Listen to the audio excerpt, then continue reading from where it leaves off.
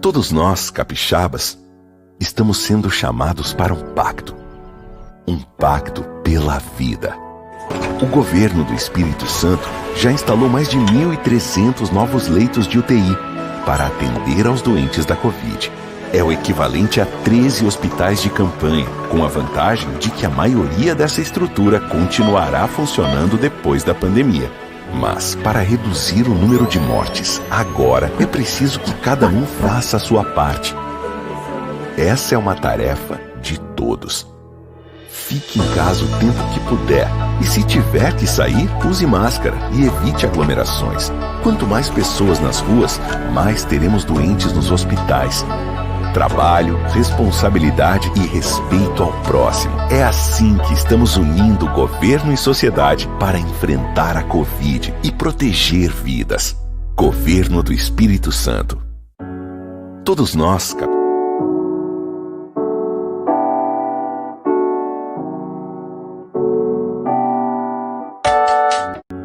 Todos nós, capixabas, estamos... Olá, boa tarde. Eu sou Ana Luísa Bringuente, diretora do Museu de Arte do Espírito Santo. A gente está iniciando mais um encontro que a gente faz semanalmente, o Mais Perto.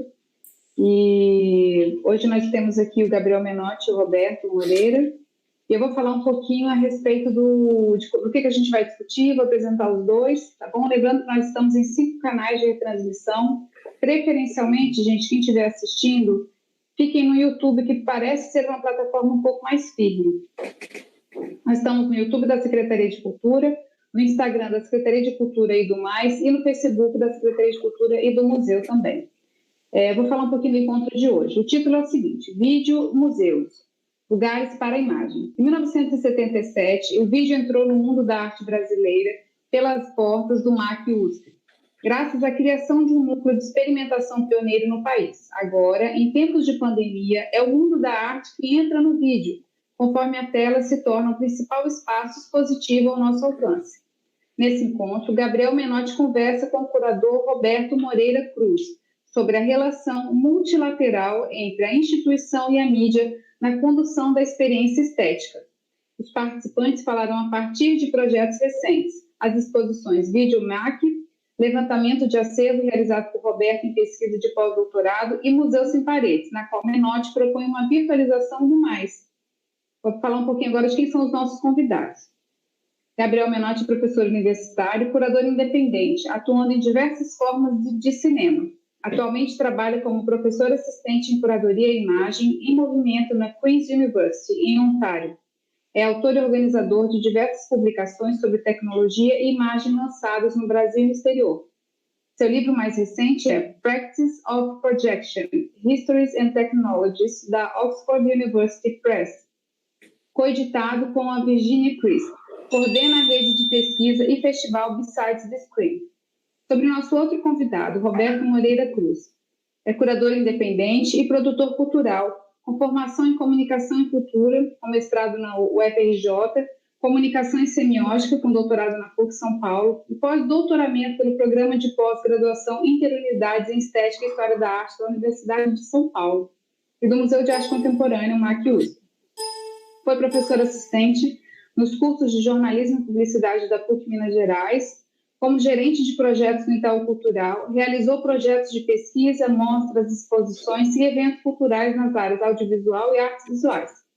Foi diretor executivo da Sociedade Amigos da Cinemateca entre 2016 e 2018 e do Conselho Editorial da Enciclopédia do Cinema do Itaú Cultural, desde 2015. Gabriel e Roberto, queria muito agradecer a presença de vocês aqui hoje. É um prazer ter vocês nesse encontro, ainda dentro de tudo que está acontecendo, ainda é possível discutir e pensar situações possíveis e interessantes a partir do mundo da arte. Então, Gabriel, a palavra é toda sua. Queria agradecer de novo vocês dois pela presença. Obrigado. Obrigado, Ana. Um prazer imenso estar aqui conversando com vocês.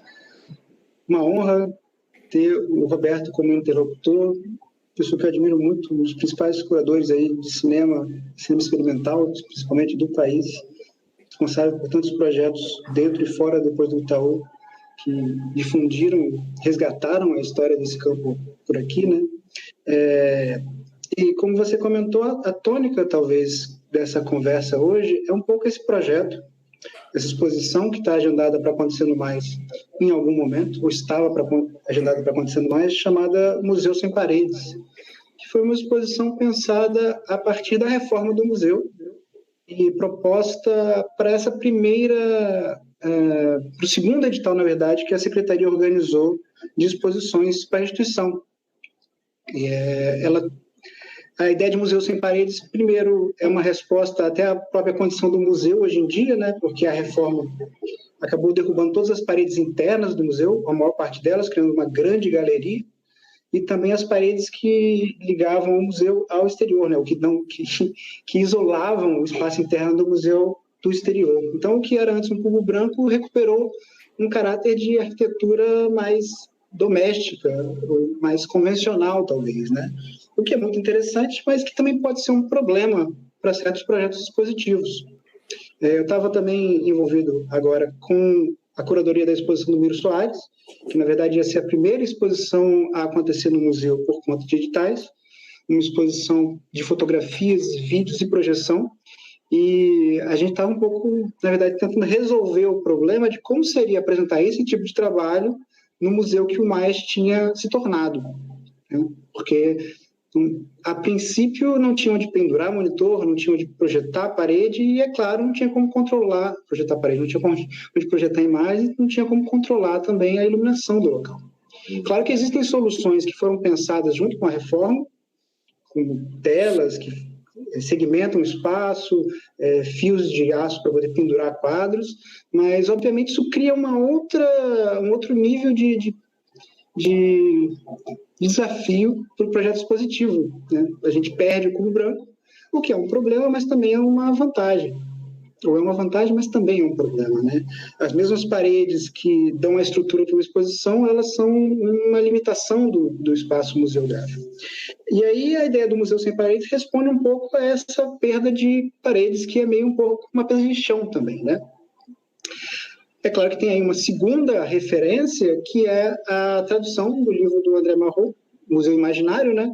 Que pensa um pouco a fotografia e as mídias, a reprodução de imagem de uma forma mais ampla, como uma nova forma de museu, como uma nova forma de criar discursos de arte, criar esse espaço expositivo de acesso à imagem. E as duas coisas meio que se encontram nesse projeto a partir dessa tentativa, talvez, de não exatamente esvaziar o espaço do museu, mas tentar ocupá-lo de outra forma, ao mesmo tempo em que se criava um duplo virtual do Mais, para se propor exposições impossíveis, absurdas, variadas, né? Então, o espaço do museu em si, ele seria transformado num espaço de convivência, onde ficariam expostos documentações sobre outros projetos de museu também que tentam expandir ou confrontar os limites da instituição, tanto físicos quanto conceituais, quanto operacionais, infraestruturais, né? E aí participariam tanto artistas, o Jonathan de Andrade, vamos me escapar, quanto curadores e pensadores da arte, Cleiton Diniz, o Pablo Lafuente, a Júlia Rebouças, teria esse nível, então, do projeto, e um outro nível que era a criação desse museu virtual, que seria ocupado, talvez, com uma parte do projeto expositivo. Eu vou até compartilhar aqui a tela, para mostrar mais ou menos o que poderia ser isso. Isso demora um pouquinho para fazer esse processo, mas já vai chegar. A princípio, vocês estão vendo, já estão vendo aqui, eu acho. Este é o espaço do Mais. Talvez quem não tenha visitado ele recentemente, acho que a única vez que ele foi aberto para o público durante a reforma foi durante uma exposição do Bruno Zorzal e da Inês Capovilla. Como vocês estão vendo, é um espaço agora super aberto, né? A única parede que sobrou mesmo foi essa parede aqui, no meio, que é uma parede estrutural, projeto da Mirella Chena e da Clara Sampaio. E o que a gente está vendo aqui, na verdade, é um escaneamento interno do museu, feito a partir de fotografias. A partir desse processo seria gerado um ambiente virtual, que seria um duplo do Mais, e esse ambiente seria ocupado com outros acervos, outras exposições possíveis que poderiam ser experimentadas tanto dentro do próprio museu, quanto também por outras interfaces, por exemplo, pela internet. E dadas as condições atuais, com a pandemia, com todo o distanciamento social que a gente tem vivido, esse projeto tem se transformado forçosamente, e ele, de certa maneira, reflete também o que é a nossa condição de exposição hoje em dia. Antigamente, no projeto original, o próprio Espaço do Mais ia virar um espaço de convivência. Isso aqui talvez fosse um espaço de especulação, mas o Espaço do Mais estando fechado, esse aqui acaba virando um espaço possível para essa exposição, né? E atualmente o que eu tenho pensado é como então ocupar esse espaço, como envolver as pessoas, envolver os públicos que já passaram pelo Mais, sejam eles críticos, curadores e artistas, para poder tentar reativar nesse duplo virtual o que seria representações do passado do Brasil. Essa Copa está horrível, esse Sky está horrível. Eu fiz as peças semana passada, quando a gente meio que confirmou essa conversa, para ter talvez um pouco que mostrar para o público, para que ficasse mais claro esse processo e o que esse projeto está virando agora. E, perdão, na hora de pensar uma interlocução,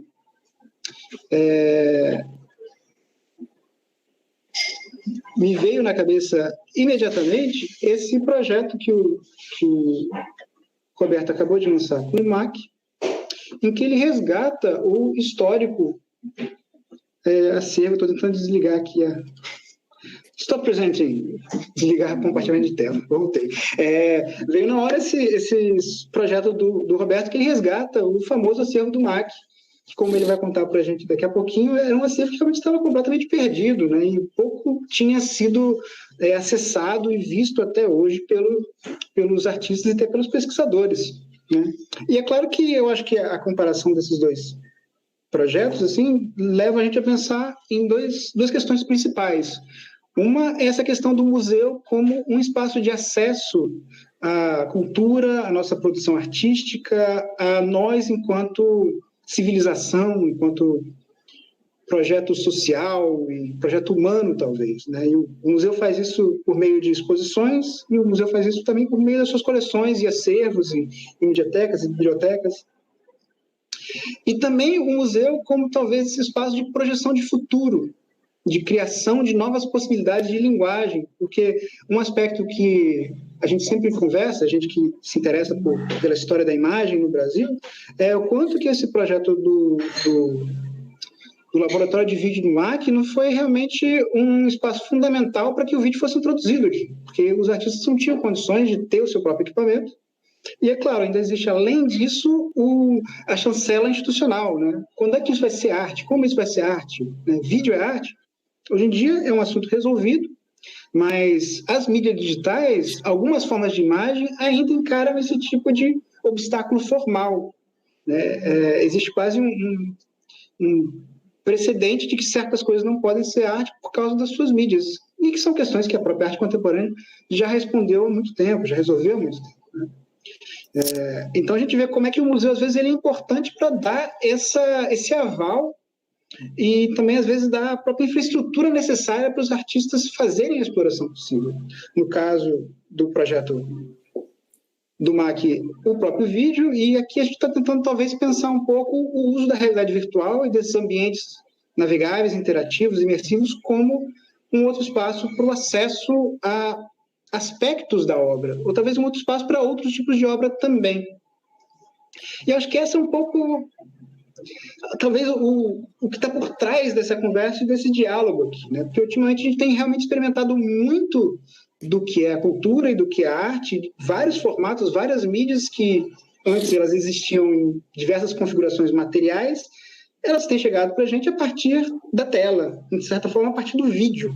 Não o vídeo enquanto arquivo móvel, não o vídeo enquanto um formato específico, mas o vídeo como esse meta-meio, como esse processo de aceder, de ver por meios técnicos, né? E outro tema que o Roberto é um grande especialista aí, Então, Roberto, tanto por esse projeto, como até pela própria atuação dele, que por muitos anos esteve atrás do Departamento de Audiovisual do Itaú e esteve também ligado a vários projetos RUMOS que, inclusive, serviram para fomentar linguagens expandidas dentro do cinema e do vídeo, né? Inclusive com editais específicos para vídeo instalações, para performance, que são coisas pioneiríssimas, ainda mais no país. Acho que esse que é o ponto de partida para a conversa e eu acho que o Roberto tem muito mais para dizer aí, então já passo a palavra para ele. Obrigado, novamente. Bom, obrigado. Obrigado a Ana, o Gabriel e o museu pelo convite de participar dessa conversa com vocês. O tema é um desafio, né, e bastante amplo também. O Gabriel introduziu aí vários inputs aí que a gente poderia pegar e abordar a questão sobre a imagem, o museu, a imagem, as formas de representação da imagem e movimento no campo da arte. E eu vou me permitir aqui começar, então, falando um pouco desse projeto, que eu acho que foi o motivador do nosso reencontro, né, Menor? Tinha um tempo que a gente não se falava e tudo. E até para fazer uma breve apresentação, convite as pessoas a conhecerem um pouco, e depois eu posso até abrir também para outras questões relativas a esses aspectos que você falou, inclusive da presença da imagem e movimento no museu, né? Bom, eu fiz uma pesquisa de pós-doutoramento lá no programa de interunidades de História da Arte e Estética do Museu de Arte Contemporânea aqui de São Paulo e a USP, e essa minha pesquisa, inicialmente, ela ia ser um trabalho que girasse em torno do acervo de filmes e vídeos de artistas do museu. E logo no meu primeiro encontro com a supervisora da pesquisa, a professora Cristina Freire, ela me falou a respeito desses vídeos que tinham sido produzidos no setor de vídeo do MAC na década de 70, especificamente em 1977 e início de 78, e que eu conhecia alguns deles, e de certa forma esses trabalhos eles tinham já tido uma revisão bibliográfica por parte de historiadores, etc. Mas ela colocou fez uma observação que me deixou muito curioso e que acabou mudando o rumo da minha pesquisa, é que esse material, o setor de vídeo do MAC, ele durou praticamente um ano. Ele foi fundado em 77 e finalizado e terminado o projeto em 78, quando o Walter Zanini sai do museu. Esse material que havia sido produzido lá, ele estava desaparecido. E havia sido encontrado em 2013, cerca de 35 anos depois da produção desses trabalhos. E durante todo esse período, esse material havia ficado desaparecido. E eu achei aquilo estranho, porque eu falei, não, mas eu já assisti alguns desses vídeos e tudo. Ela falou, olha, acho que a melhor coisa a fazer agora é você poder acessar o material que foi localizado e remasterizado para um formato digital, para você tomar pé da situação, né? E quando eu assisti, eu fiquei assim, muito impressionado, porque o que se conhecia a respeito dessa produção, dos vídeos que haviam sido produzidos lá em 77, que é uma primeira leva da produção de videoarte no Brasil, né, em paralelo à produção do Rio de Janeiro, que foi feita a partir de um grupo de amigos entre Anabela Geiger, Fernando Cocchiarelli, Letícia Parente, Sônia Andrade. Eram pessoas ligadas àquele universo da arte brasileira contemporânea no Rio naquela época, e eles tiveram acesso a esse equipamento de vídeo, isso em 75, 74, por aí, e começaram a produzir os primeiros trabalhos, né? E em São Paulo, a primeira produção com esse caráter experimental se dá exatamente no setor de vídeo do MAC. Então, quando eu fui assistir o material, eu vi que muita coisa que estava ali não tinha sido ainda analisada e sequer era conhecida, né? E quando ela me confirmou isso, né, que esse material havia ficado desaparecido, eu falei, então tem trabalhos aqui que nunca foram vistos depois de 78, que foi a última vez que eles tinham sido exibidos no primeiro Encontro Internacional de Videoarte no Museu da Imagem do Som, em São Paulo. Foi um projeto realizado pelo Aguilar, por Zé Roberto Aguilar e pelo Walter Zanini. Então, minha pesquisa, praticamente, ela girou em torno desse material, né? E esse material ele é muito interessante porque ele apresenta de forma muito embrionária, quase como exercícios de experimentação mesmo, sem uma definição a respeito do que seria a linguagem do vídeo, né? Era a primeira vez que aqueles artistas estavam tomando o pé daquela ferramenta, é o equipamento que foi adquirido e que foi, vamos dizer assim, o motivador da criação desse setor de vídeo, era um porta-pack da Sony, modelo AV3400, que era um equipamento que a Sony lançou na década de 60, com o intuito de levar a possibilidade do uso doméstico do equipamento de vídeo, né? O porta-pack era tido como um equipamento portátil, apesar de, aos nossos olhos de hoje, ser uma geringonça, né? É um equipamento relativamente grande, pesado, com um gravador que utilizava fitas de rolo aberto e uma câmera de vídeo ligada a isso numa fonte de energia ou numa bateria, né? Ele tem uma bateria que vai dentro desse equipamento. E foi com esse equipamento, então, que a videoarte começa a ser produzida no mundo todo, isso nos anos 60. Né? Os primeiros trabalhos que são realizados utilizando esse dispositivo são a partir da segunda metade dos anos 60. Né? É aquela geração dos artistas do Fluxus, Nanjun Paik, Jonah Jones, Bruce Nauman, Vitor Aconte, isso na produção americana. Né? E, simultaneamente, acontece uma produção no Japão, na Alemanha, na França, na Inglaterra, que são os primeiros esboços da produção de vídeo experimental no mundo. Aqui no Brasil, isso se dá um pouco depois. No Rio, pelo fato de que o João Tobias Azulay, que era uma pessoa ligada a esse grupo da Anabela Geiger, morava nos Estados Unidos, ele vem para o Brasil e traz o equipamento em 74. E no setor de vídeo do MAC, o Zanini adquire esse equipamento em 1976. Com o intuito exatamente de tentar promover uma produção embrionária de trabalhos de vídeo aqui em São Paulo. Né? Então, esse grupo que participa desses encontros do setor de vídeos eram os artistas como Regina Silveira, Júlio Plaza, Gabriel Borba, Roberto Sandoval, Donato Ferrari, enfim, era um grupo de pessoas que estavam ligados, alguns deles eram alunos do Zanini, na USP, outros orbitavam aqui aquele ambiente de produção cultural que era promovido pelo Zanini no museu da época, né? Ele tinha essa grande qualidade, o Zanini ele pensava no museu como um espaço aberto de experimentação, né? E não como um lugar só de que olhasse para trás, mas um lugar que olhasse para frente. Então toda a produção curatorial do Zanini no MAC, ela pensando um pouco nisso, né? Ele cria vários projetos pensando nessa possibilidade, né? Um museu como um espaço de experimentação, né? Ele realiza aquela exposição anual chamada Jovem Arte Contemporânea, né? A JAC, que é uma exposição que teve a sua primeira edição em 1968, né?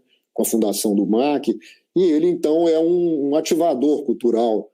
Mais do que um historiador, um pesquisador, ele é também um ativador cultural porque ele pensava o museu como um espaço laboratorial mesmo, de experimentação. E o setor de vídeo é uma dessas experiências, né? É uma dessas propostas que ele faz. E então a minha pesquisa girou em torno do levantamento desse material, da compreensão do que se tratavam. Esse acervo ele se constitui de 10 fitas porta-pack, que contém esse material original produzido em 1977 e que demonstra e que serve como exemplo de várias questões em torno dessa produção pioneira da videoarte no Brasil e no mundo. Né? Mas mais do que isso, o meu interesse era um interesse quase arqueológico, porque eu precisava, a partir do conhecimento desse material, do visionamento desse material e cotejando ele com alguns textos, algumas pesquisas que já haviam sido feitas a respeito disso, que são poucas, né? Tentar recontar a história do que aconteceu naquele setor de vídeo. Né? Algumas pessoas que participaram daquele momento ainda estão aí, né? Tanto artistas como pessoas ligadas ao núcleo do Walter Zanini, mas a memória das pessoas é muito traiçoeira, né? Então é muito curioso que, às vezes, conversando com um ou outro, estabelecendo essa aproximação, né, entre um depoimento e um dado, você vê que a história é muito movediça, né? a memória ela se constrói muito a partir do ponto de vista de cada um, né? Então, o que eu procurei fazer na minha pesquisa era fazer um levantamento mesmo de caráter historiográfico, recontando a história do que foi o setor de vídeo, revisando alguns dados históricos a partir desse cotejamento de pesquisas, né? Principalmente do Arlindo Machado e da Cristine Mello, e de uma outra pesquisadora que realizou uma tese de doutorado em 2007, ainda sem conhecer o material original, né? Então eu fiz uma atualização de todas essas informações que havia a respeito dessa produção, que era pouca, a partir de ser o primeiro pesquisador que estava vendo esse material, né? O que me estimulou ainda mais a concentrar a minha pesquisa nessa produção. O que eu achei também bastante curioso. A Cristina falou, Roberto, desde que esse material foi achado em 2013, o material estava depositado no Museu da Imagem do Som, mas não estava indexado, então as fitas estavam perdidas lá dentro de uma caixa que foi encontrada pela Regina Silveira e pela Christine Fey, sem estarem indexadas, né? Por isso que toda tentativa de localizar esse material era infrutiva, né? Até que um belo dia, por um acaso, uma dessas pessoas responsáveis lá pelo acervo resolveu pegar nessa caixa e mostrar para a Regina, tem isso aqui, quem sabe não é isso, né? E o material estava lá, as 10 fitas porta-pac. Então, a pesquisa ela foi feita a partir desse levantamento, dessa revisão, dessa tentativa de recontar essa história, de corrigir erros, de apontar mais precisamente aspectos relacionados, inclusive informações para o próprio museu em termos de tombamento, de como indexar esses trabalhos, etc. e tal. E teve, então, como proposta de resultado final, também a realização de uma exposição. Então, a gente estava, antes da pandemia, a gente estava exatamente preparando o espaço expositivo lá no MAC. A exposição seria aberta em março, e com a pandemia, o isolamento social, então o espaço está lá guardado, esperando o momento dele poder ser ativado.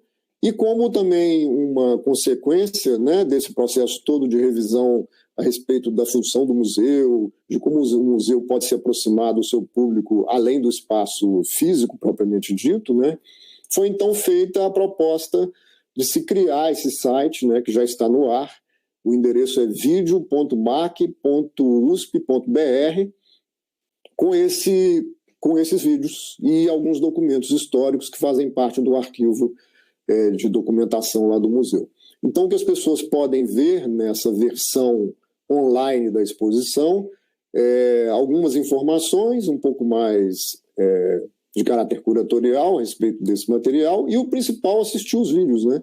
Ao todo são 17 vídeos produzidos por brasileiros e um vídeo coletivo criado pelo artista colombiano Joanier Marim, chamado Videopost, que é um vídeo muito interessante, onde ele utiliza as práticas da arte postal, que era um tipo de processo criativo típico da década de 70, né, para criar um trabalho de vídeo postal a partir do input de vários artistas do mundo todo, como era a prática da arte postal mesmo, né, de utilizar o correio para mandar uma carta, um postal, um objeto, e a partir dessa troca você ir constituindo uma operação coletiva de criação, né. O Videopost é isso. É um vídeo que é uma série de 17 mini-vídeos, microvídeos, que dura aproximadamente 1 hora.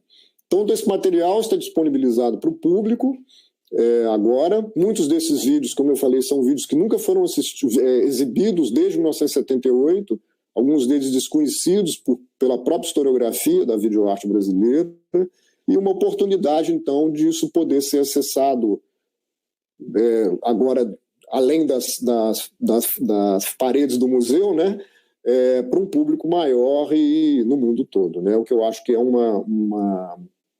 uma grande contribuição que o museu faz no sentido de disponibilizar, através dessas ferramentas, parte do seu acervo a partir de uma pesquisa acadêmica, né, o que torna também, de certa forma, funcional, né, essa questão de você estar trabalhando dentro de um acervo de um museu e poder, a partir dos resultados da sua pesquisa, compartilhar isso publicamente de forma um pouco mais efetiva e mais próxima do espectador ou do usuário, né? E os frutos disso, eu espero, né, exatamente poder ter esse intercâmbio, né? E ele já está acontecendo. Esse bate-papo aqui, de certa forma, já é um pouco isso, né? O Gabriel viu o resultado da pesquisa, então a gente passou a conversar, ele achou que tinha muito a ver nesse diálogo, nessas questões a respeito do museu daqui para frente, né? Que é um tema que eu acho que agora vai ficar cada vez mais recorrente, né? Quais são os desafios que os museus vão ter que enfrentar em relação às suas práticas em função de uma realidade que a gente ainda não sabe exatamente qual vai ser, né, no futuro próximo. Então, esse projeto eu acho que é uma contribuição nesse sentido, nessa tentativa de abrir as portas do museu utilizando uma ferramenta que, na verdade, é um site muito convencional, no certo sentido, ele não tem nada demais assim, em termos de navegabilidade, de interatividade, mas eu acho que o principal é o fato das pessoas poderem assistir os trabalhos, né? Assistir os vídeos, né? E para concluir, e eu acho que já abri talvez uma possibilidade de uma questão, é muito curioso isso que o Menotti estava falando, e eu costumo até comentar isso sempre que eu tenho oportunidade de participar de debates, ou enfim, de bate-papos como esse. A história do vídeo em relação à história da arte contemporânea, ela é uma história muito, de certa forma, ela percorreu um caminho um pouco pedregoso, assim, um pouco turbulento, porque a história da arte a convencional, vamos chamar assim, a visão oficial da arte, ela demorou demais para absorver as experiências estéticas da videoarte, né? Eu costumo dizer que, assim, eu duvido que alguém me apresente um livro de história da arte contemporânea editado antes de 1995 que fale sobre videoarte. Quando fala é uma nota de pé de página ou algum capítulo que diz respeito ao Não Junpai. Mas, assim, a história da arte, a videoarte dentro do campo da historiografia tradicional da arte, ela só foi entrar no final do século passado. Isso a partir de 1998, 99, que os historiadores falaram, opa, então agora a videoarte já pode ser incluída dentro da história da arte contemporânea universal. Só que a videoarte surgiu nos anos 60, quer dizer, demorou quase 30 anos para essa produção ser incorporada no campo da historiografia, né? Então, toda e qualquer contribuição que faz com que essa produção possa ser agora trabalhada, pesquisada, conhecida. Eu não estou falando só do Brasil, né? Por exemplo, na América Latina, o cenário é mais ou menos o mesmo, né? As primeiras grandes revisões históricas a respeito do vídeo na Argentina, no México, na América Latina como um todo, ou no Chile, por exemplo, só começaram a acontecer nos últimos 15 anos, mais ou menos, né? A partir do século XXI. Então, todo dado, toda informação, todo um elemento que você alimenta esse campo da pesquisa na área da videoarte, mesmo das forças expandidas de experimentação com a imagem e movimento, eu acho que é uma contribuição interessante e talvez esse site, como fruto da pesquisa, seja uma coisa que se soma, né, a esse panorama ainda um tanto quanto não tão claro a respeito do que se pesquisa, de onde pesquisar, os acervos a serem consultados, etc. e tal. Então, nesse sentido, eu acho muito importante que é uma forma de você acessar o acervo do museu, né? Essas obras pertencem ao acervo de um museu. E elas poderem ser acessadas e disponibilizadas dessa maneira, eu acho que é uma forma de função pública, né? De política pública de um museu bastante importante e que deve ser ressaltada, né? Vamos abrir uma conversa? Eu queria só fazer alguns informes antes. Eu acho que você lançou várias situações importantes para serem refletidas, né? Especialmente no momento que a gente vive. E hoje pela manhã eu estava conversando com uma pesquisadora até de outra área do direito, que assim, passada a pandemia, a gente não volta para o que era antes. É irreversível esse momento que a gente vive. Então, as relações que estão sendo estabelecidas agora, seja no campo da arte, seja em todos os campos, no campo do trabalho, passada a pandemia, se Deus quiser vai dar tudo certo, daqui a pouco está todo mundo vacinado, né, é o que a gente espera, mas a gente não volta falando, não, a gente agora faz só a situação presencial, não tem mais aula pela internet, Então, assim, acho que é um desafio para a gente imaginar futuros possíveis em todos esses campos, né? Então, assim, o que a gente vive agora, que é o esforço que os museus estão fazendo, cada um dentro da sua especificidade e realidade, de pensar em como não fechar diante da obrigatoriedade da ausência, né? A gente não tem como estar juntos presencialmente, então isso abre um precedente para temos que dar um jeito de estar juntos, né? Seja retransmitindo em canais, seja inventando novas formas de expor, imaginar aquilo que foi pensado para ser presencial, como é que isso se configura para outros lugares, né? Bom, tem que dar só um informe aqui antes de vocês poderem complementar e participar, porque as pessoas vão entrando ao longo do encontro. A gente está em 5 canais. Lembrando que quando dá 18 horas, possivelmente a gente vai cair no Instagram, então eu aconselho a todos que estiverem assistindo para acompanharem pelo YouTube. É a plataforma mais estável que a gente tem. Outra coisa importante para lembrar para vocês, aqueles que se interessarem, a gente entende que muitas pessoas que estão assistindo os nossos encontros são estudantes. Quem tiver interesse para comprovar horas complementares, a gente tem que comprovar na hora que vai formar, na faculdade e tal, procura a gente que a gente dá um certificado de participação, isso é importante para os estudantes, a gente se preocupa. E uma outra coisa que a gente sempre faz, que é bom lembrar, é que essas referências que são citadas, depois do encontro a gente procura os convidados para tentar ver, às vezes, a maioria de vocês disponibiliza, vocês dão várias referências ao longo do encontro, então assim, sempre pensando assim, o museu é um espaço de formação também, né? Um espaço potencialmente educativo. Então, a gente tenta colher essas informações daquilo que transita junto com a gente para aqueles que tiverem interesse ou for importante pesquisar, tá bom? Palavra com você. Eu queria talvez aproveitar, então, para fazer uma pergunta para o Roberto, porque ele estava falando como é que essa exposição online, né, que aconteceu, o site, com os vídeos, ele acabou possibilitando que fosse disponibilizado mais documentos do que foram na exposição física. E também cria uma situação em que os visitantes, né, o público, ele tem mais tempo para poder experimentar, assistir os vídeos no seu próprio tempo, prestar mais atenção, navegar, estudar. Então, com certeza a gente perde muito ao perder o acesso ao espaço físico, a experiência do museu e da galeria, né? Mas talvez seja como é que chama isso mesmo? Uma silver line, né? Um prêmio de consolação que a gente também ganha algumas coisas com essas novas configurações online.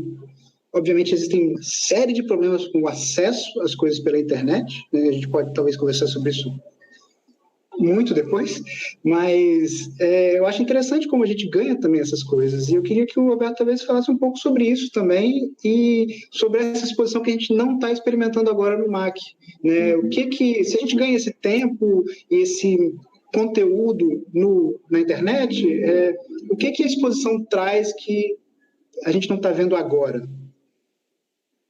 Eu vou tentar responder aqui, puxando também uma coisa que você falou na sua fala inicial, que é a questão do cubo branco, né? Como é que os museus eles têm que quando você vai trabalhar com imagem em movimento no museu, se as imagens em movimento impera numa seleção curatorial, como é o caso dessa exposição, o cubo branco tem que se transformar numa caixa preta, né? Porque quanto mais luz você tem no ambiente expositivo, menos favorável a imagem vai estar sendo apresentada para o público, né? Então, muitas vezes você tem exposições que são exposições de caráter mais panorâmico, quando você tem fotografia, pintura, escultura, objetos, instalações e vídeos e filmes no mesmo espaço expositivo. Geralmente o filme entra ali como se fosse uma espécie de um quadro de pendurado na parede, né? Ou às vezes numa tela de LCD, ou projetado com uma proporção que parece mais um quadro do que uma tela. Tem essa coisa um pouco torta, né? Dessa adaptação que se faz quando se trabalha com obras que são filmes ou vídeos. Quando você faz uma exposição que é integral só de filmes ou vídeos, aí você pode se dar ao luxo de transformar o espaço do cubo branco na caixa preta, né? E lá no MAC a proposta é essa, né? Inclusive, quando fomos discutir, o MAC é um prédio aqui em São Paulo, que fica ali em frente ao Parque Ibirapuera, que antigamente era o prédio do Detran, né? Era um prédio público, e ele, há cerca de 7 ou 8 anos, ele foi, então, desapropriado e hoje virou o espaço do museu. E é um prédio maravilhoso, né? Construído pelo Oscar Niemeyer, com uma arquitetura modernista fantástica, com aqueles vãos livres típicos, né, da arquitetura modernista, e todo branco e com colunas internas, tipicamente Niemeyer, né? E a primeira coisa que eu perguntei quando a gente foi discutir a questão da tipografia é: eu posso pintar essas paredes de preto? Falaram, não pode. Eu falei, então tá bom, então vamos que vai dar certo, né? E no caso da montagem da exposição, eu optei porque esses trabalhos, quando eles foram produzidos naquela época, eles eram pensados para a tela do monitor de TV, né? Que é uma tela de... Naquela época também, já que a gente possivelmente está falando para pessoas mais jovens e tudo, o aparelho de televisão era um aparelho que tinha um formato 4x3, né? Não é essa tela 16x9 como a gente conhece hoje do LCD, e ela era uma caixa quadrada, um cubo, porque a tela que exibia a imagem eletrônica era um tubo de raios catódicos, que ocupava um espaço físico, não era uma tela de 2 centímetros como a gente tem hoje. Ela tinha uma profundidade, parecia um cubo mesmo, né? Que eram as chamadas TVs de cubo. Então, naquela época, esses trabalhos eram exibidos nesses dispositivos, nesses aparelhos de TV. Eles não eram projetados com projetor, porque, inclusive, os projetores de vídeo dos anos 70 eram de baixíssima definição. Você tem pouquíssimos artistas que utilizavam projetores de vídeo naquela época, né? Esses projetores de vídeo com essa definição que a gente conhece hoje, eles surgiram no final da década de 90, os projetores DLP, né? Quando houve o processo de digitalização da imagem. A gente está falando de uma época que não existia digital, né? Não existia computador ainda, como a gente conhece hoje, né? Tudo era analógico. Eram processos, os vídeos eram produzidos de forma que as imagens eram gravadas numa fita, uma película magnética feita de um material de nitrato de prata, semelhante a fitas cassete de áudio da época. Era um outro processo de produção de imagem e de exibição, né? Então, quando a gente... Quase que esses vídeos foram de 77, né? São 43 anos, né? 43 anos depois de quando eles foram feitos, né, eles vão passar agora por um processo de atualização.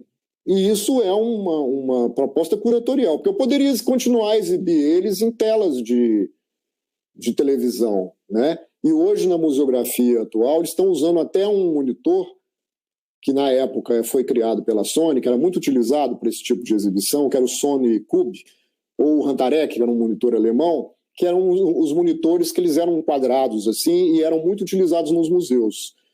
E esses monitores pararam de ser fabricados na década de 90, né? Então, hoje, o que eles fazem? Eles fazem uma espécie de um simulacro desse monitor, com carcaças quadradas, com telas embutidas dentro dessa carcaça, para imitar um pouco esse design típico da época em que essas obras eram exibidas. Poderia ir por essa linha, mas eu optei por trabalhar dentro de uma tipografia mais contemporânea, onde esses vídeos vão ser projetados em telas maiores, as pessoas você não tem nesse espaço expositivo salas fechadas, uma sala para cada vídeo, né? Você vai ter várias telas dispostas de forma que você pode circular livremente nesse espaço expositivo e estabelecer interações a partir da forma como você vai significá-los no percurso que você faz no espaço, né? Você vê várias telas ao mesmo tempo sendo projetadas e não uma tela de cada vez, né? Pensando um pouco nessa questão que você tinha colocado, Menotti, sobre a questão do que acontece com o espaço museológico, o espaço museográfico, melhor dizendo, quando você vai para o campo do cinema, né? Quando você vai para o campo do cinema expandido. O que se processa dentro desse universo da contemplação para o espectador quando você está diante de obras que são imagens em movimento, né? Isso é uma discussão que tem sido muito travada nesse campo da museologia, dos estudos a respeito sobre curadoria, processos curatoriais, formas de trabalhar o cinema no campo nessa interconexão com as artes visuais, né? O que hoje é imperativo, né? Porque a maioria dos artistas contemporâneos estão trabalhando também com o cinema, né, ou com o vídeo, ou com as imagens em movimento. Então você cria esse campo de intersecção que é bastante complexo e ao mesmo tempo muito interessante de ser analisado, quando você vê o cinema indo para o espaço expositivo e nos exigindo outras formas de compreensão e de percepção a respeito da imagem em movimento, né? Então, no caso aqui, vamos dizer que a gente tem 3 esferas aí, né? A primeira foi a origem desses trabalhos, o dispositivo nos quais eles foram produzidos, a maneira como isso era exibido na época, uma releitura curatorial contemporânea no espaço expositivo e uma terceira que é levar esse conteúdo para a internet, né? Que são formas, inclusive, distintas de você apresentar e experimentar as imagens, né? Sobre a questão da documentação, o MAC ele tem um arquivo de documentação histórica do museu que é fantástico, né? A respeito de arte conceitual, enfim, documentos, etc. e tal. Então eu fiz questão de levar para a exposição também, tanto a presencial quanto a online, esses documentos, né? Que são cartas, storyboards,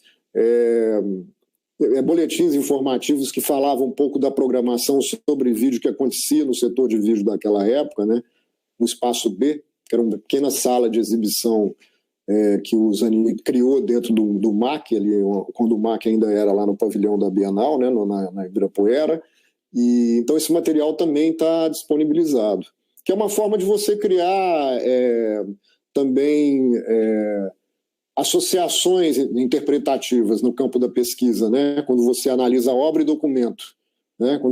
Por isso que é um trabalho meio de arqueologia, né? Quando você vai nos documentos, no que restou a respeito de indícios ou de rastros de quando aquilo foi feito, né? E você aproxima isso com o seu campo de análise quando faz uma leitura a respeito das obras, né? Então essa sobreposição de informações eu acho ela importante, tanto para o pesquisador, mas para o público também, né? Que pode ter essa curiosidade de ver um storyboard, de como aquele storyboard se transformou numa obra, né? Com essa prática da arte postal, né? O processo era mais ou menos esse. Um artista francês mandava uma carta, um bilhete, ou um storyboard mesmo desenhado para o Johnnier Marin, aqui em São Paulo, né? E lá ele executava o vídeo. O projeto era assim, é muito interessante, né? A partir do ponto de vista dele, com o equipamento do porta-pac do MAC, tentando traduzir aquilo que era proposto pelo artista naquele postal, né, para as possibilidades criativas dele, né? Então é muito interessante fazer a sobreposição entre o documento original e a obra como ela foi realizada, né? Em alguns casos há uma aproximação real. A ideia do artista que mandou aquele storyboard desenhado, ela foi bem executada, entre aspas, pelo Johnnier Marin. Em alguns casos, o Johnnier Marin falou, não, eu vou recriar isso aqui que ele está propondo e vou criar uma obra nova. O que era muito próprio da arte postal, né? A sobreposição em camadas de sentidos, né, que eram criadas, né? Eu queria só fazer alguns comentários, porque estão mandando mensagens, e aí acho que é importante a interação das pessoas. O Vitor Lorenzeto fez alguns comentários, provavelmente durante a fala do Roberto, perguntando se seria um cinema 2.0. Outra questão que foi o Daniel Amador colocou. Ele fala o seguinte: eu moro no Rio de Janeiro e não perco os tocados da orquestra. Vejo com grande utilidade também, tenho visto meu neto tocando. Vocês estão alcançando outro público. A gente estava falando dessas questões de assim, para onde vai o museu no momento em que você virtualiza possibilidades que até então contavam unicamente com a presença física, né? Uhum. Ainda... O Vitor Lorenzeto ainda lança uma outra inquietação. Ele fala o seguinte: as escolhas do suporte a escolha do suporte /TV /projeção deveria ser definida pela obra, não? Colocar um vídeo em formato 4x3 numa TV de 16x9 de alta resolução é destruir o vídeo, já que o vídeo perderia qualidade. São os comentários que eles fizeram. Só lembrando, gente, daqui 10 minutos aproximadamente cai no Instagram, a gente continua firme no YouTube, tá bom? Pode falar. Quer falar, Menores? Eu vou pegar aí a questão que foi colocada aí sobre o negócio do formato da obra, né? E depois tem esse negócio do cinema 2.0 que eu acho que é interessante, né? Acho que, na verdade, nós não estamos no cinema 2.0, a gente deve estar no cinema 12.5.7, não é? operacional, né, que vem com aqueles números assim infinitos, né? Essa é a versão do iOS 12.5, né? O cinema está por aí. Sem dúvida. Se a nossa perspectiva é essa, realmente a versão do cinema que a gente está trabalhando hoje em dia já é muito avançada. Eu sempre acho engraçado como é que ainda assim é o cinema, né? Eu gosto muito de se apropriar e afirmar esse lugar mesmo para as coisas mais experimentais, né? Acho que por que não? Mas talvez eu queria, antes da gente passar para as perguntas, comentar um pouco sobre o que o Roberto estava falando, e não sei se isso já vai lançar uma outra pergunta, né? Mas o modo como ele explicou pode ser aproximado de uma dicotomia que o Nicolas Serota, que era diretor da Tate, também curador, coloca nesse processo curatorial, que é essa tensão entre a experiência e a interpretação da obra, né? O projeto expositivo ele pode ser mais transparente, mas evitar mediar, né, e mostrar a obra e deixar a pessoa experimentar a obra, a aura, né, o que quer que isso seja, ou ele pode realmente ser mais interpretativo, mais intelectual, criar o contexto, explicar mais. E eu acho que quando a gente passa para a internet, as possibilidades de interpretação, até porque a obra não está lá, né, mais aspas aí, elas aumentam, né? A gente pode anotar, a gente pode criar links, a gente pode criar camadas. Então é uma questão interessante de ver e pensar, talvez, que pode ser que a gente abrace cada vez mais realmente esse lado mais pedagógico, na falta de uma palavra melhor, ou esse lado mais interpretativo da exposição de arte, né? E isso talvez tenha também seus reflexos no outro campo, no cinema 1.0 e na nossa experiência do cinema 1.0, né? Na sala escura convencional, e como talvez esse tenha sido um dos espaços mais prejudicados pela nossa atual condição de pandemia, né? E não só porque o espaço em si está vazio, mas a experiência do cinema enquanto essa submissão à imagem, ela se diluiu muito, né? Um problema das altas possibilidades interpretativas de ver um filme, ou analíticas de ver um filme online, né? Que você pode navegar, pode pausar, pode ver depois, pode ver dormindo, não sei, é porque você agora pode ter completo controle sobre a imagem. A imagem está algo ao seu dispor. E um dos poderes, eu acho, dessa condição, da situação cinema convencional é que a imagem, ela te assalta, né? Ela te espanta. E essa condição meio vaga de estar em público e estar tendo uma experiência que é muito pessoal também, né? Então, não sei se isso dá mais pano para manga, a gente pensar também como as condições do cinema e desse outro lugar mais convencional de acesso à imagem e movimento mudam, mas acho que talvez seja... Foi só a ânsia de comentar o Roberto. Passemos, então, às perguntas da audiência. Eu vou pegar essa que alguém colocou aí, desculpe o nome da pessoa, né? Se a Ana quiser repetir. Quando ele comenta... essa questão do Vitor... O Vitor, que fez essa questão a respeito do desenho, do cinema e tal, e o Daniel Amador, que falou a respeito dessas expansões que ele acredita que existem em função de poder assistir às apresentações da orquestra online, para as duas interações. Eu queria responder ao Vitor, então, a respeito dessa questão do formato, né, dessa espécie de apropriação que é feita, né, de você transferir de um formato para outro, e etc. e tal. Essa questão é sempre presente, inclusive ela é presente para o curador também, né? É que em qual medida você vai, né, no sentido de se apropriar da obra do artista e criar esse campo de mediação que o Gabriel Menotti estava falando, né? Numa curadoria que não é tão, ela se manifesta conceitualmente, vamos dizer assim, né? O que hoje tem sido muito frequente, né? Algumas pessoas até brincam e falam da ditadura do curador, né? O curador hoje tem até mais importância do que o artista, o que eu acho que não é bem por aí. Mas eu vou dar um exemplo, que eu acho que é um exemplo que ilustra isso de uma forma bastante interessante. Não quer dizer que é uma verdade, é só um exemplo, que é um caso que aconteceu de um curador, de um diretor de museu, que se não me engano, era do Pompidou, do Centro Georges Pompidou, na França, que tem um acervo de obras de mídia bastante significativo. E esse diretor ligou para o Bruce Nauman e disse para o Bruce Nauman o seguinte: olha, nós temos uma obra sua aqui, que é uma obra que foi feita ainda em Umatic, que é um formato de vídeo que foi utilizado até os anos 80, e esse U-Matic ele gerava uma imagem de um rosto que era exibido, esse mesmo rosto, em 2 monitores. Um monitor ficava numa posição normal e o outro na posição invertida, fazendo com que esses 2 rostos ficassem, desse rosto que era do próprio Bruce Nauman, né, na obra, é uma performance dele, numa posição normal, e logo abaixo um monitor invertido.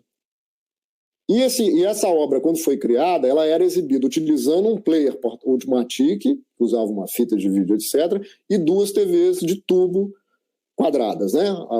No formato de monitor de tubo de raio catódico, né? Esse diretor perguntou para o Bruce Nauman: olha, essa sua obra já está sendo exibida utilizando outros dispositivos, está sendo exibida agora com Media Player, com a obra gravada em formato MP4 ou algo do tipo, e usando tela de LCD. Como é que a gente faz? Você quer que a gente mantenha a exibição da sua obra no dispositivo original, ou você aceita que a gente faça essa emulação, né? Que é você transferir um formato, uma tecnologia para outra, para que aquele conteúdo da linguagem naquela tecnologia obsoleta possa ainda ser mostrado, né? O Bruce Nauman respondeu para ele o seguinte: olha, para mim tanto faz. O que importa é que minha obra seja exibida. Eu acho que ele tratou isso de uma forma um pouco irônica, assim, mas eu acho que nesse sentido, esse é a grande questão quando você trabalha com mídias que já se tornaram obsoletas, né? Que é o fato de que você vai fazer o quê? Né? Você vai aceitar a obsolescência da tecnologia e dizer: olha, aquela obra que foi produzida em slide, em audiovisual, que usava um projetor que gerava aquela luz de uma imagem colorida, né? Os famosos audiovisuais arte lá do Frederico Moraes, eu só posso exibir essas obras que foram produzidas em larga escala, obras de artistas mesmo, né? Fotógrafos como Dan Goldin, por exemplo, né? Que produziram várias obras utilizando essa tecnologia. Eu só posso exibir essas obras usando o Ektachrome e o Kodak Carrossel na sua origem, ou eu posso fazer uma digitalização disso e exibir isso através de um computador e um projetor de imagens, né? Essa é a questão que o Vitor colocou, né? É uma boa pergunta, é uma questão que tem que ser trabalhada. Os museus estão fazendo a emulação, né? Para dar agora uma resposta institucional, as instituições têm trabalhado assim, né? Muitas vezes um filme produzido em película em 8 milímetros, quando ele vai para uma situação de exposição contemporânea hoje, que faz com que a obra fique sendo exibida durante 12 horas, durante 3 meses, né? Como é que você vai poder exibir um filme Super 8 nessas condições de museografia? É impossível, né? Você vai ter que ficar trocando película a cada 2, 3 dias. Isso é impossível, ainda mais em formatos que nem existem mais, como o Super 8, né? Ou que são cada vez mais difíceis de serem acessados. Então, essa transposição tem sido adotada não como caráter de conservação. A obra, na sua matriz, está conservada dentro do museu. Mas para que ela possa ser vista, para que ela possa ser vivenciada, para que ela possa cumprir a sua função de obra de arte, a transposição tecnológica precisa ser feita.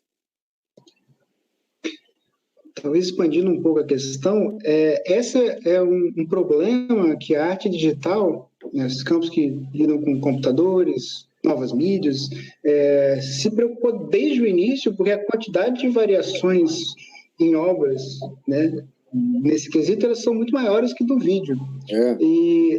Então, muitos curadores, muitos conservadores perguntam para os artistas o que é contingente ali, ou seja, o que é acidental e o que é essencial para a obra funcionar. Porque você imagina, às vezes você está vendo uma coisa que parece um vídeo normal, mas na verdade é um sistema, um programa rodando. E esse programa depende de certos sistemas operacionais, de certas bibliotecas. Dá para emular isso? Não dá? Precisa ser Windows? Precisa ser Mac? Agora está tendo uma crise muito grande, não é exatamente uma crise muito grande, mas uma questão que está acontecendo agora e que sempre lembra esse tipo de problema de tempos em tempos, verdade tem duas, né?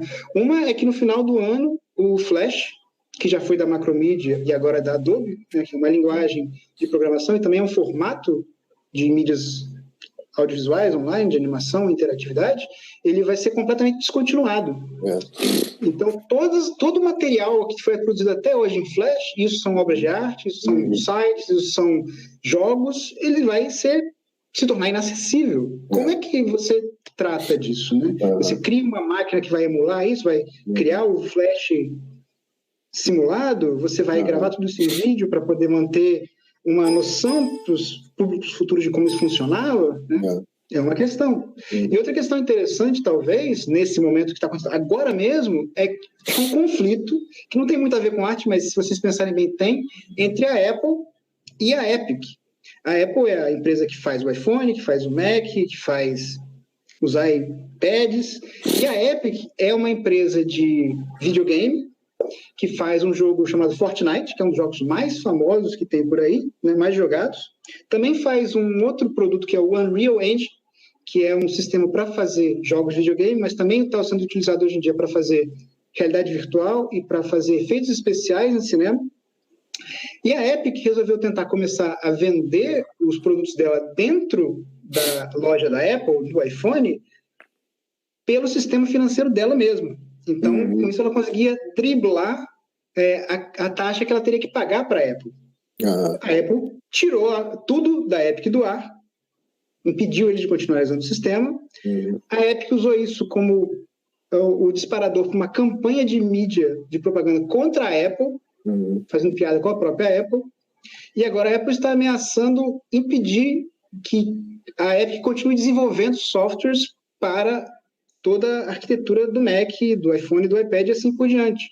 Então, todas as pessoas que usam os softwares da Epic para poder desenvolver os seus sistemas, e aí a gente tem profissionais do campo do cinema, da realidade virtual e muitos artistas, eles vão ser completamente desprovidos das suas ferramentas e até dos seus próprios trabalhos por causa desse conflito entre grandes empresas. A gente está um bocado à mercê disso.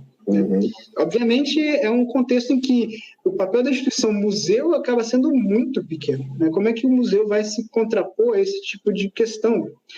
Foi uma tangente, mas eu achei que poderia ser interessante comentar aqui como é que esse problema se tornou muito maior e muito mais presente, né, com esses novos formatos de imagem e mídia.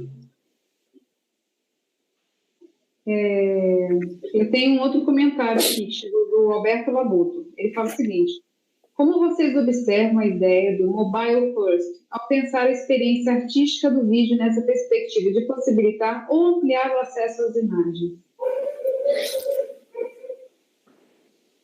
Do mobile first é uma termo utilizado por quem desenvolve, por desenvolvedores, empresas de tecnologia, né? Que tipo, primeiro você desenvolve para o celular, depois para os outros. Isso, Não, vou falar um pouco de um aspecto disso que não diz respeito propriamente à experimentação, mas diz respeito mais à ferramenta pedagógica, que é o caso dos materiais educativos, né, que hoje são desenvolvidos para você poder vivenciar uma exposição.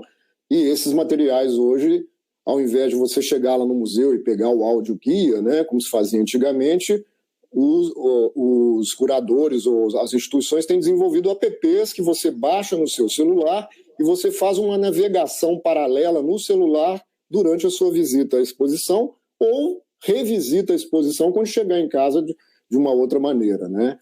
Então, vou dar um exemplo, né, de um projeto que eu participei, que foi a exposição do Paul Klee, no Centro Cultural Banco do Brasil.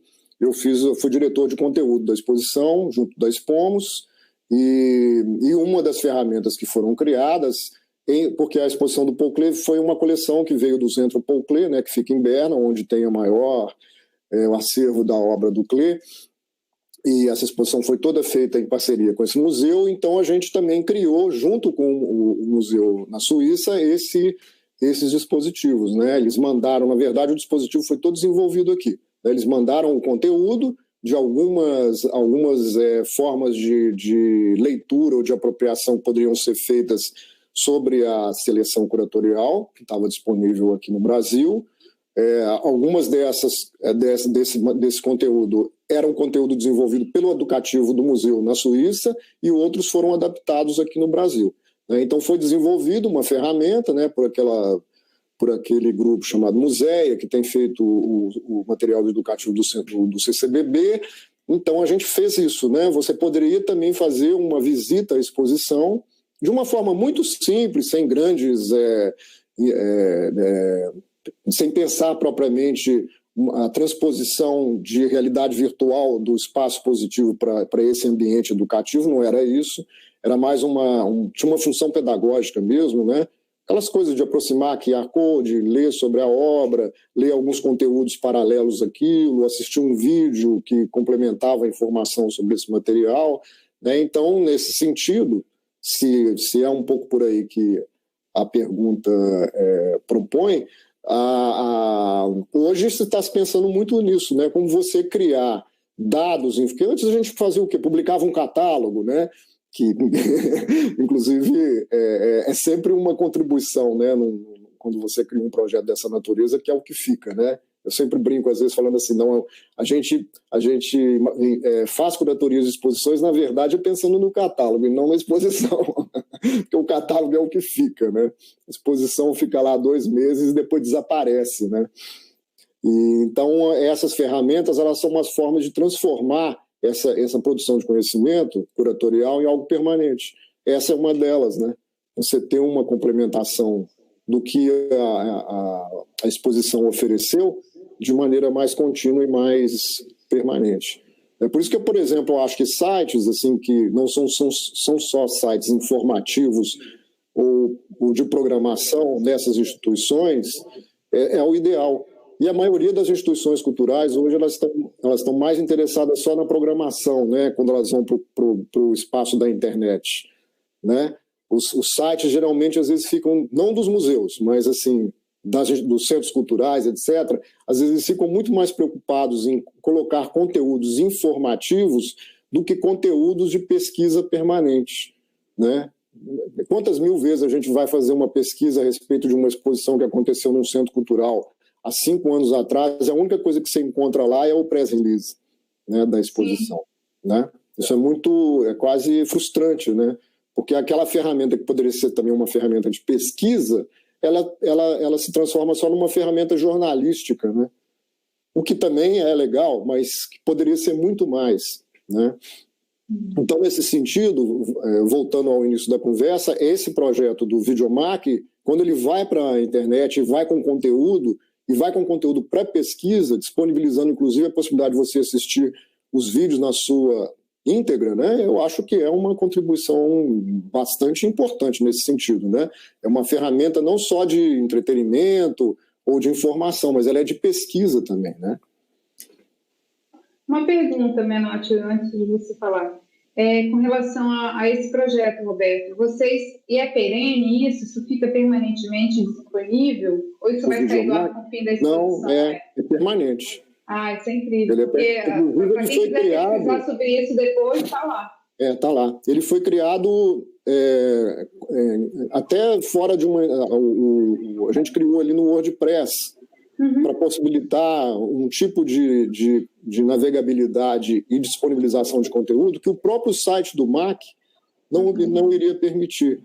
Entendi. Um site ainda que utiliza, pelo fato do site do MAC ele ter uma outra função, agora, inclusive o MAC agora, desde o final do ano passado, ele passou a disponibilizar um acervo.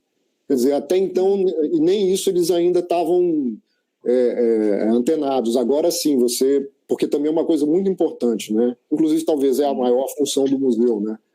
Essa função do museu foi esquecida um pouco depois que os museus viraram espaços de entretenimento, né? O que é bom também. Mas a função de um museu é guardar a memória, né? A função de um museu é guardar a memória material e imaterial, né? Então, um museu, ele tem, acho que a obrigação de colocar o seu conteúdo, o seu acervo, o seu arquivo, né, da sua pesquisa para o público, né? Não posso acessar isso de qualquer parte do mundo, né? Ele é uma ferramenta de pesquisa e de informação no campo virtual também, não só no campo presencial, né? É uma extensão que se faz, é uma visão contemporânea do museu, né? E nem todo museu tá conectado a isso, né? É importante demais você ter o acervo integral disponibilizado na internet, né? Sim, com certeza. E são políticas também, né? São políticas públicas porque tudo isso inclui gastos bem altos, né? Então, fazer isso de forma adequada e digitalizar de forma adequada com qualidade, a gente não está falando de uma coisa, de um valor pequeno, né? E pensando nas realidades locais. Então, por exemplo, a nossa realidade do Espírito Santo é diferente da realidade de São Paulo, né? Que as cifras permeiam dentro de um outro lugar, né? Então, assim, mas assim, é claro que é um horizonte que para nós que estamos envolvidos com isso sempre assim, sabe? Se a gente puder pegar e tocar nisso, a gente não larga porque entende que é a função primordial, né? A gente vive uma outra época, essa outra época requer um outro comportamento, esse outro comportamento a gente não pode negar a existência da internet. Eu fui de uma geração que fazia as pesquisas por enciclopédias. A geração hoje faz pesquisa na internet. Se é lugar na internet, o museu tem que estar na internet. Sim, claro. E presente para pesquisa, né? Entendendo que a arte, o acervo é material de pesquisa constante, não é num momento isolado, né? Então, acho que é fundamental no seu projeto entender assim, ele não acaba com a exposição dentro do cronograma anual do museu, né? Ele é perene, ele continua lá como um instrumento de pesquisa para quem quiser chegar daqui 2 anos, eu quero pesquisar, tá lá. E a ideia do MAC é fazer isso com todas as exposições. Isso é incrível. Essa foi uma espécie assim, de projeto piloto, né? Mas a ideia é que todas as exposições possam também serem transferidas, né, para essa ferramenta online. Não só para que a pesquisa possa ser acessada, para que o conteúdo possa ser acessado no futuro, mas também como uma forma de complementação de informação, né, como aconteceu particularmente no caso do site da Videomac, que o Menotti comentou, que tem mais documentos no site do que na exposição. Por uma limitação de espaço mesmo, né? Lá a gente tem poucas vitrines, então eu pude colocar online 4 vezes mais documentos do que vão estar lá, né? Com certeza. Menotti, você quer falar mais alguma coisa? Eu estava pensando, na verdade, sobre isso que vocês estavam falando. Por acaso, hoje eu estava escrevendo o texto para o catálogo do Besides the Screen e o que me ocorreu foi exatamente isso, né? Como é que, já que o evento esse ano passou para a internet, a gente tem muito mais material de documento e registro do que qualquer outro. Antigamente a gente só tinha, realmente, o que sobrevivia era os anais, catálogo e só, né? E a gente talvez conseguir fazer um livro depois de alguns anos. Nosso último livro no Brasil, inclusive, tem contribuição do Roberto também. Só que esse ano, né, como tudo está sendo por Zoom, por Meet, por Teams, todas as apresentações estão online. Então, obviamente, não tem um SBN lá, que é sempre importante para os acadêmicos, mas o material sobrevive de uma maneira muito mais presente, né, mais constante. Isso é interessante pensar também. Tinha um comentário rápido para fazer sobre a questão do Alberto, porque, obviamente, tem uma questão aí no campo comercial, que é as restrições e o plano de negócio de alguns criadores de conteúdos, os sites, os softwares, enfim. E eu fico sempre frustrado quando eu tenho que usar o Instagram no celular. Eu odeio o Instagram, estou sendo obrigado a usar agora por causa da conferência, justamente, para poder fazer a divulgação, e eu nunca consigo digitar num teclado decente. Eu tenho que digitar com o teclado do celular, porque o Instagram só permite que a gente poste as coisas pelo celular.